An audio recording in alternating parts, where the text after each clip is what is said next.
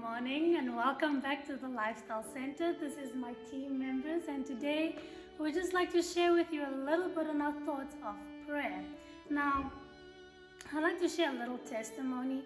A few years ago, I was struggling a lot with prayer and with a little bit of a depression. And I had a friend that said to me, Carlin, don't be so stressed about prayer because when you talk to God, talk to Him as though He is your friend. And I was like, speaking to God like He's my friend?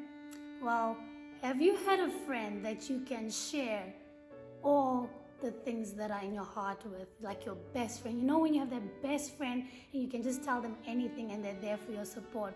And he showed me this quote that says, prayer is the opening of the heart to God as to a friend. Not that it is necessary in order to make known to God what we are, but in order to enable us to receive Him. And here's the beautiful part about this. Prayer does not bring God down to us, but brings us up to Him. Friends, when we sincerely pray, when we open our hearts to God, it's like we are in heaven, in the chambers of God with Him, and He is there willing to listen to us. We can pray it any time of the day, anytime, anywhere, wherever we are. But the Bible also says in Matthew 6 verse 6, but thou, when thou prayest, enter into thy closet, and when thou hast shut thy door, pray to thy Father. Why? Because our Father which sees in secret, and thy Father which seeth in secret, shall reward thee openly. It is such an amazing promise to know that when we sincerely pray to God, that He can help us with whatever we are facing. He can help us with depression. He can help us with anxiety. He can help us with the fear. I know we all have a lot of fear, especially in this time.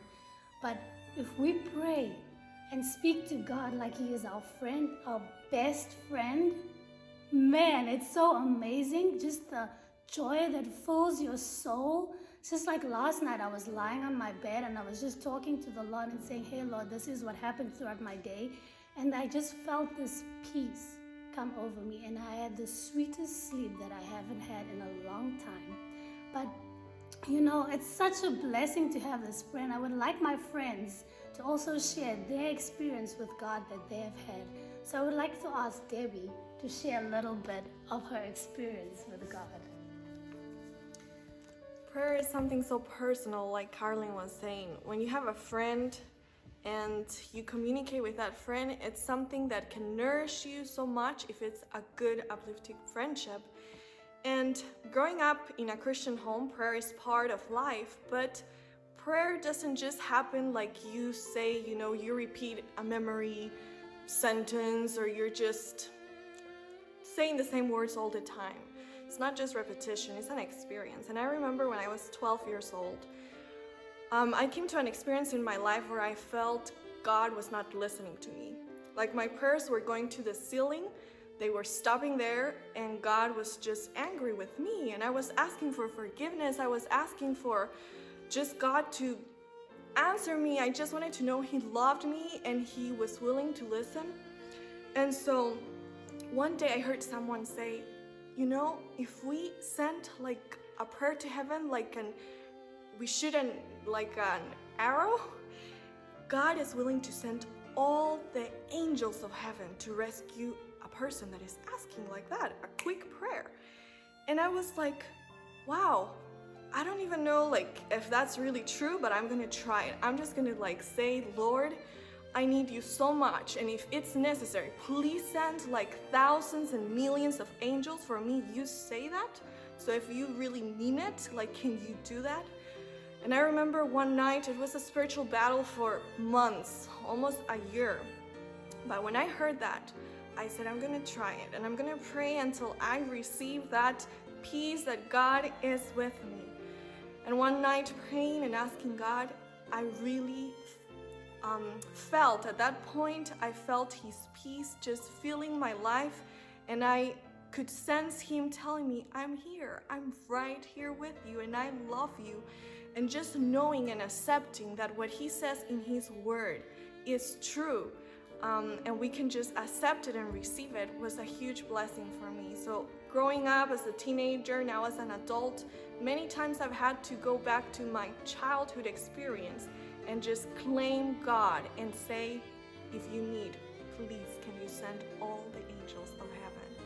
So it's beautiful to know that we have a friend, not only a friend that listens, but a friend that has power to deliver us. We thank you so much for sharing the beautiful testimony. There's another quote that I want to share with you, and I just want you to think of the cells in the body and how each and every cell needs oxygen for us to survive. And just like the body needs oxygen, the soul needs prayer. This quote says, prayer is the breath of the soul. It is the secret of spiritual power. No other means of grace can be substituted and the health of the soul be preserved. Prayer brings the heart into immediate contact with the wellspring of life and strengthens the sinew and the muscle of the religious experience. I really appreciated the quote that Colin read about prayer being like breathing. And for the Christian, prayer is so important. Actually, it is like breathing. And without prayer, we will have spiritual death. So I really appreciate prayer.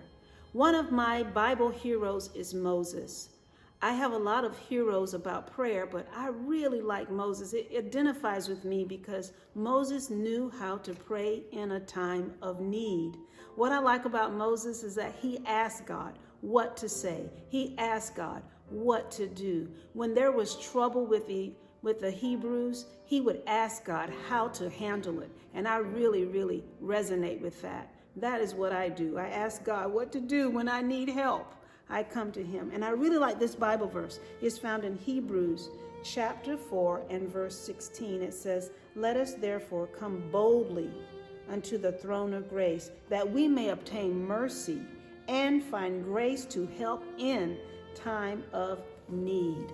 And I see Moses doing that, especially when there was problems with the Hebrews. When they were thirsty, God told them, hit a rock. Water came out. When Miriam had leprosy, he prayed and she was healed. So over and over again, I see Moses asking for help. For his sister all the way to the nations, God answered his prayer. I have a testimony I like to share with you. Once I had to go to another state to pick up someone. It was rather an emergency, but I did not have the complete address. And to tell you the truth, I'm going to share you my age. It was before GPS and cell phones. But I decided to talk to God. He is like a phone that never is busy. And I asked him, can you please give me directions to this place? It is very pertinent that I go there. So I do. I get in my car and I begin to drive, praying all the way, and I arrive to the city, and there's 6 exits to this city. I go past exit 1, 2, 3, 4, and I'm impressed. Take exit 5. And I do that. I take exit 5, praying all the way. But when I get to the end of the exit, you can only go left or right or into a convenience store. And so I decided to go into the convenience store, and I parked in such a way that there was a lady at a phone booth, and she read my tags from North Carolina. That's where I used to live. And she comes from her phone booth and she says, "Do you resemble someone? Do you know this person?" And I was in shock because it was actually the house I needed to go to. And I was like, yes, I know that person, but I don't have their full address. She said, "You're on the right street. It's the 3rd light, and then you make a left. The house will be on your left." Can you believe that? That was an answer to prayer. And so that's why I know through all the experiences through my life that God answers prayer in a time of need. Like Debbie said, he will send all the angels of heaven to be with us and to assure us. So I want to encourage you to pray. Now, why are we here in this church recording? Well, I thought that this is such a beautiful church. It's raining outside here in Virginia.